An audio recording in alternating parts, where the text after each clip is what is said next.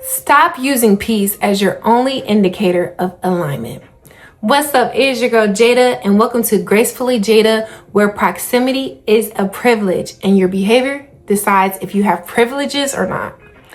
Today we're going to talk about peace and people, how they use it to being the only indicator of whether we're in alignment or not. I think one of the myths about peace and certain decisions in our lives sometimes can be misled, because we think that if this brings me peace, then I must be doing the right thing. If this brings me peace, then I'm probably on the right path and I'm making the right decision. And that's not always necessarily true. Sometimes we choose a more peaceful route to survive situations that we already are predicting that's going to happen.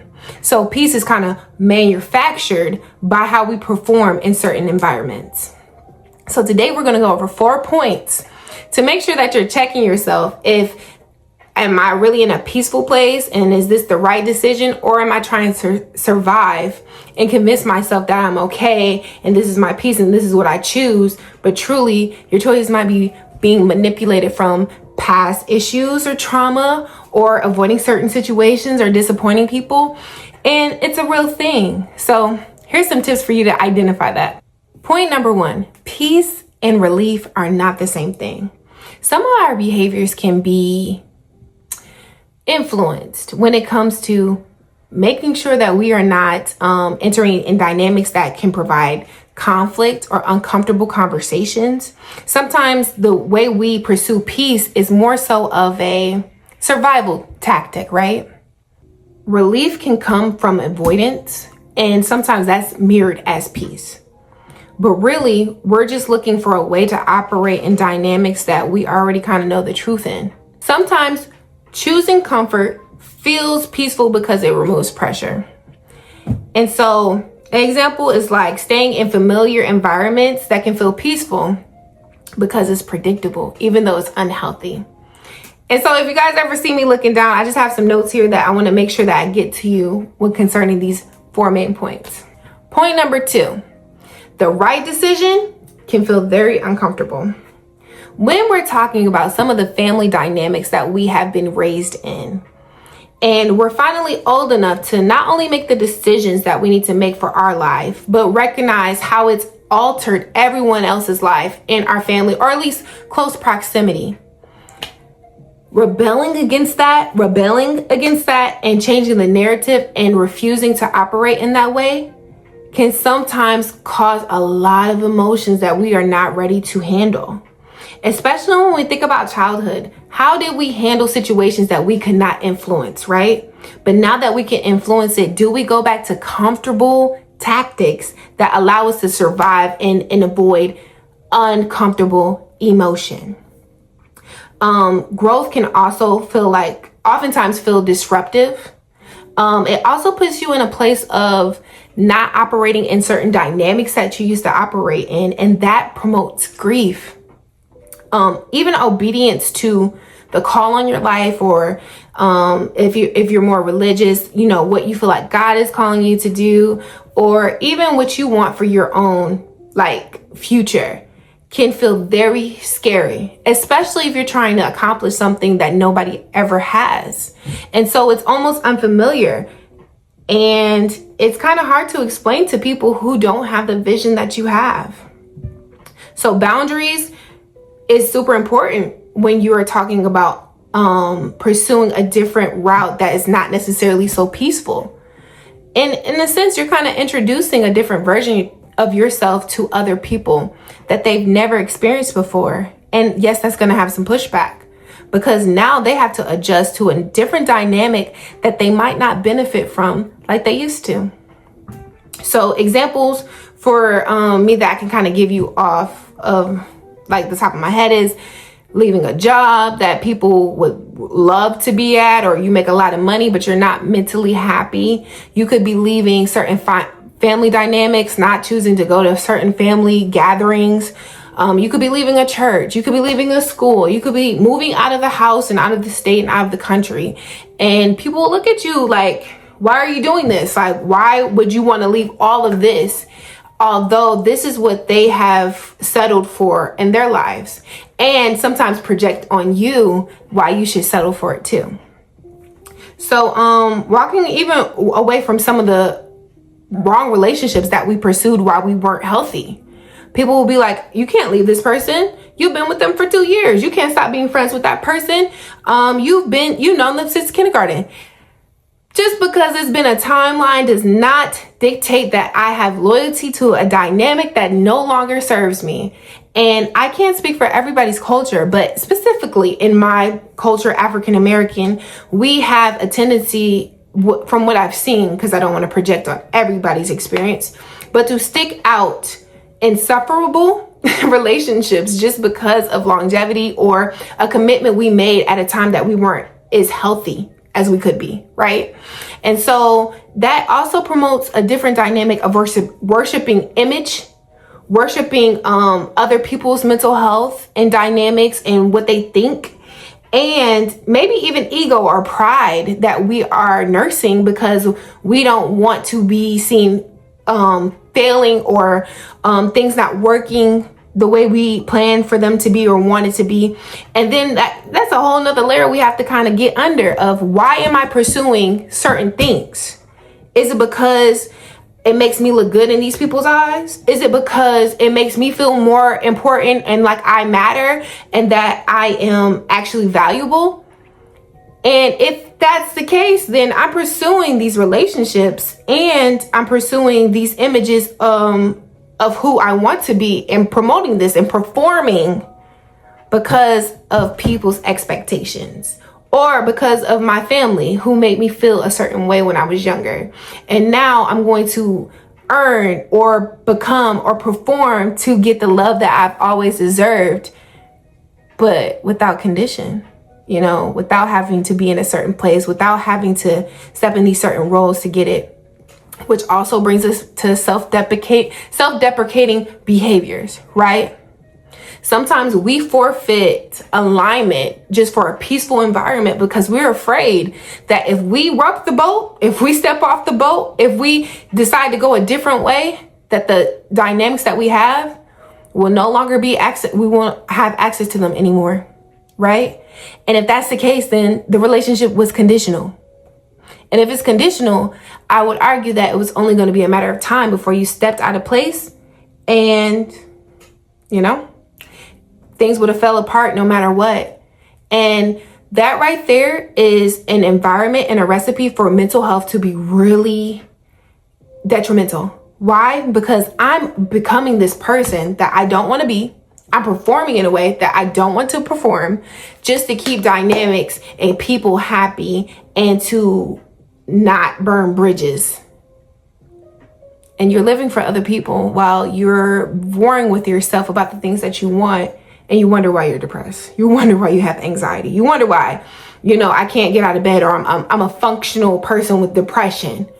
And you wonder why the coping mechanisms you lean into, that could be being hyper vigilant, that could be not trusting, that could be even withholding a lot of information from people, isolation.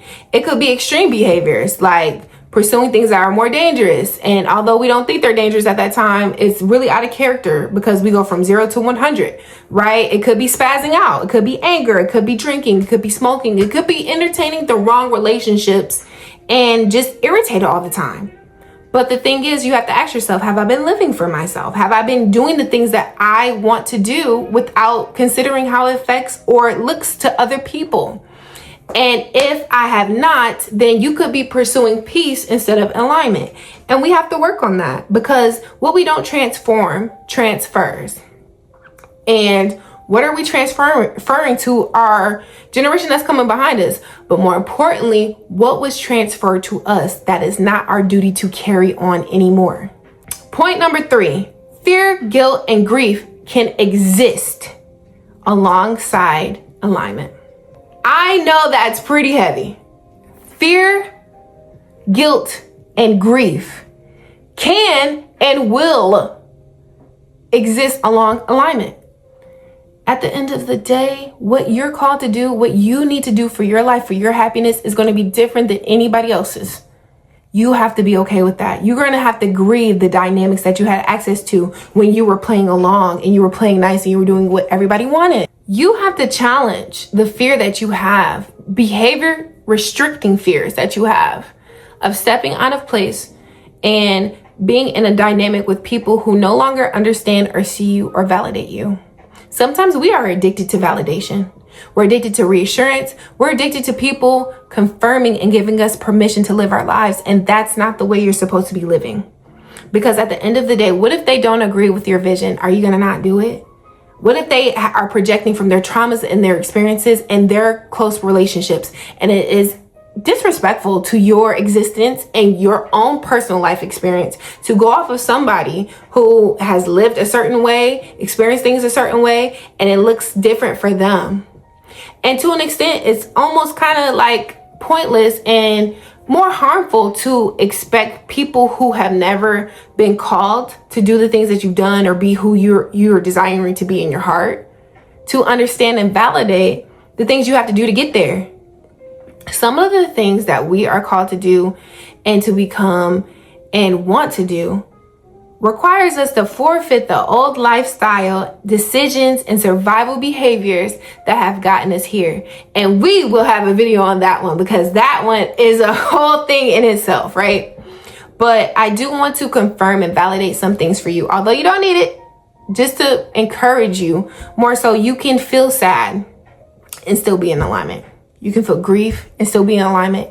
You can still feel guilt and still do what's healthy for you. But 9 times out of 10, you avoid those emotions because they're too much for your system, because we have been taught to not only suppress, but survive big emotions in different ways.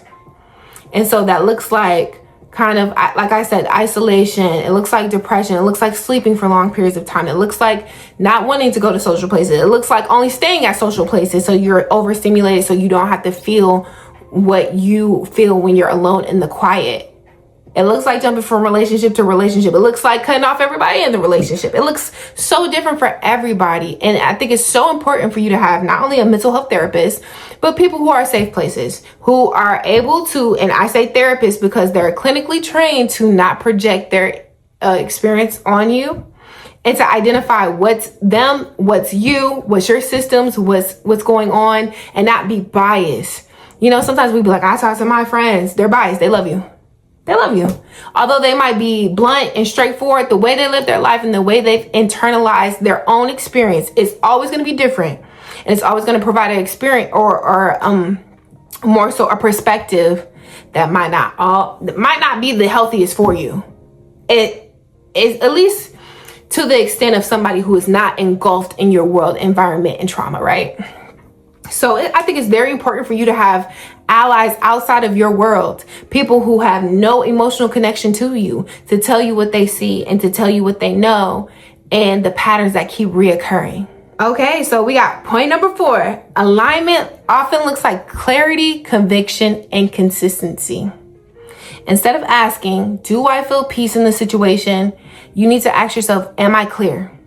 Am I acting from my own conviction, not everybody else's, my own conviction? And is this aligned with the truth of my reality? Peace might come later after alignment. Peace might come later after the experience. Peace might come later after the cutting off and the boundaries, right? Because if we're introducing and pursuing a different way of finding peace in alignment, or even identifying, is this the right way for us? It requires you to do things that are uncomfortable and things that you probably have never done before. To get to where you've never been before, you have to go a different route. And that sometimes is scary. Like, who do I have? Who am I if nobody needs me? Who am I if I only had to consider myself? Who am I if I decide to go a different way and everybody does not agree? You're you. And guess what? You get to live this life as you see fit. Sometimes clarity will allow peace to move in and to stay. And so the 3 questions that I have after every video, for this one specifically, we have, what have you been calling peace that might be actually comfort, avoidance, and fear? 2, what truths have you already been shown that you keep trying to negotiate? That was a good one. And 3, what would you change if you trust clarity more than you trust temporary comfort? There's some self-reflection that you have to do, and you have to really get to a place where you're self-aware and not biased. And I think that would be more beneficial in an environment therapeutic setting, not just because I'm a therapist, but because you have to have somebody that you can emotionally unpack with no fear of judgment, no fear of projection, and no fear of somebody trying to fix it for you or to go tell your business. Okay? Okay. So I want you to join us next time for our next mental health video. We're going to keep building off these building blocks, and subscribe. Please share this or repost it, and follow me on all my socials. It's Gracefully Jada across the board on Instagram, on TikTok, and of course on YouTube. Until next time, I hope you're showing yourself some grace.